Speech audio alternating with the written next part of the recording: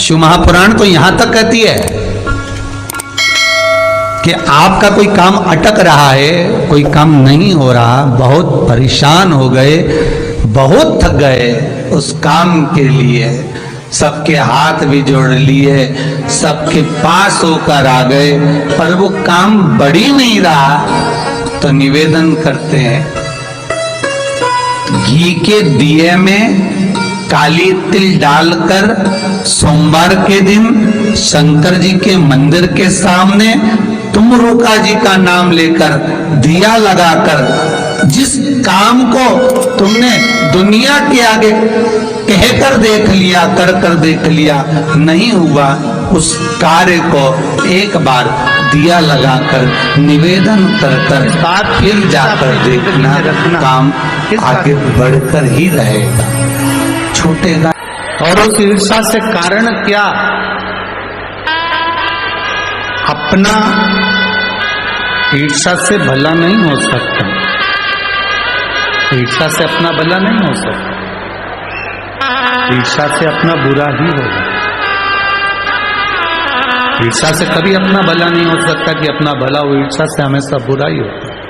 तो शिव महापुराण की कथा कहती है, गणेश जी महाराज ने समझाया, गणेश जी महाराज ने कहा ये ठीक नहीं है, आप ईर्षा ना करिए, और ये ईर्षा श्रेष्ठता नहीं देगी आप।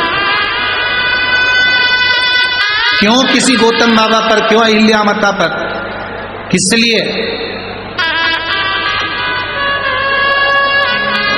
क्यों दोष लगाना, किस लिए दोष लगाना? छोड़ो इस बात को। गणेश जी की बात नहीं मानी, आखिरी में ब्राह्मण पत्नियां जिद पर अड़ गई और ब्राह्मण पत्नियों ने कहा नहीं गणेश जी महाराज आपको तो वर देना ही पड़ेगा, चाहे कुछ भी हो जाए, इस गौतम ऋषि पर गौ हत्या का दोष तो आपको लगाना ही पड़ेगा। गौतम ऋषि पर गौ हत्या का दोष तो आपको लगाना पड़ेगा, जरूरी है। और ये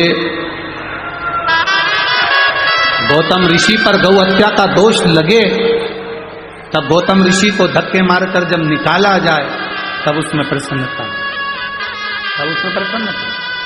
देखो, देवता जब देते हैं तो पल्ला, जम के बोलो, जम के जरा, देवता जब देते हैं तो पल्ला झाड़ कर देते हैं, और महादेव जब देते हैं तो छप्पर फाड़ के देते हैं। उसकी देने की रीति है, उसकी देने की रीत है। ईर्षा रखने वाले कितनी भी ईर्षा करें, कपट करने वाले कितना भी कपट करें, पांव खींचने वाले कितना भी पांव खींचें, अपशब्द कहने वाले कितना भी अपशब्द कहें, ताने देने वाले कितना भी ताना दें, गाली देने वाले कितना भी गाली दें, आड़ा टेढ़ा कहने वाले कितना भी आड़ा टेढ़ा कहें, पर जब मेरा महादेव स्वयं त्र्यंबकेश्वर बनकर कृपा करता है तो दुनिया देखती रह जाती। वो कहे, जो बोलने वाला बोले, आड़ा टेढ़ा कहने वाला आड़ा टेढ़ा कहे, अपशब्द कहने वाला अपशब्द कहे, गाली देने वाला गाली दे, पर जब मेरा बाबा कृपा करता है तो सहज नहीं करता।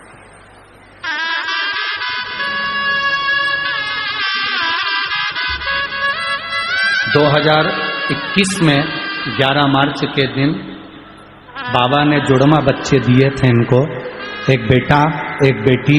जोरदार ताली बजाइए।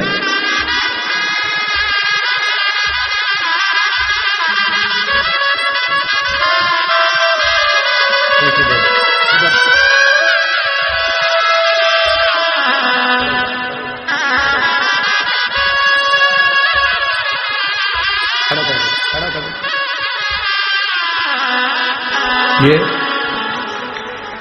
19 साल का जो बेटा चले गया था और 50 वर्ष की आयु में जो भगवान ने दिया, एक नहीं बाबा ने छप्पर फाड़ कर दिया। जोरदार ताली बजा।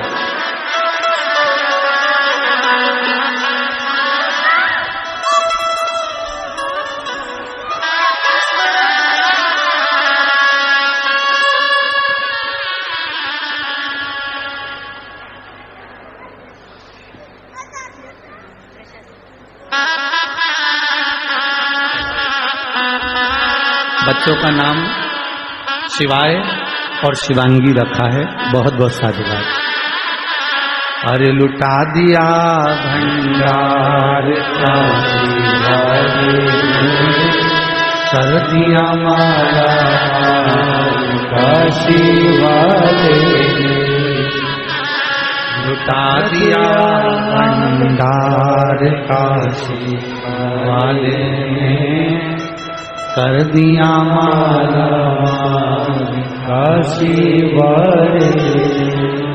इस शिव की कृपा से देवता देते हैं पल्ला झाड़कर, महादेव देता है छप्पर फाड़कर, कम नहीं देते।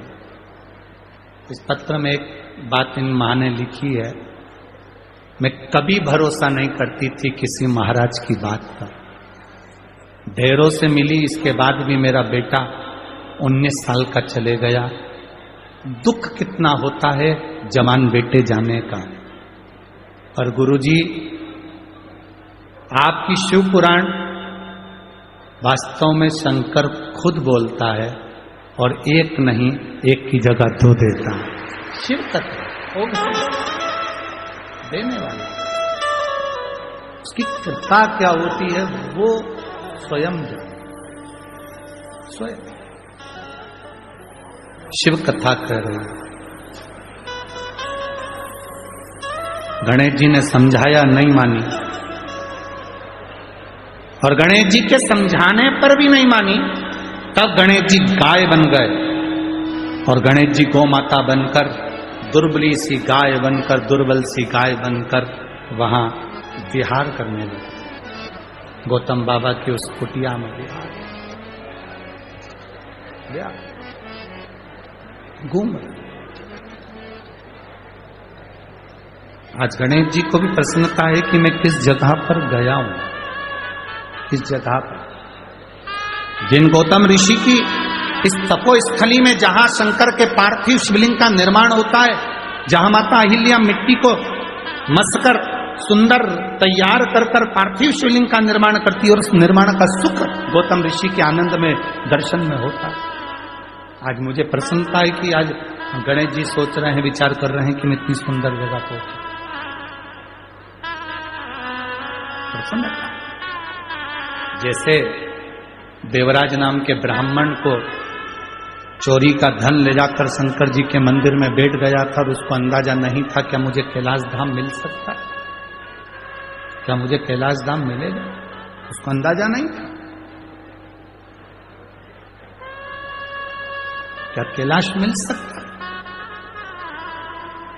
शरीर में बुखार है, ताप पड़ रहा है, कष्ट हो रहा है। शिव मंदिर के अंदर चोरी के धन की पोटली लेकर बैठ गया। ताप कष्ट बहुत था, बुखार।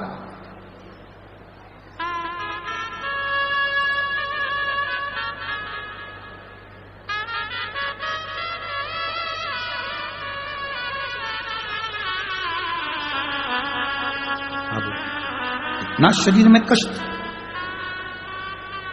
और महादेव महादेव महादेव हर हर महादेव।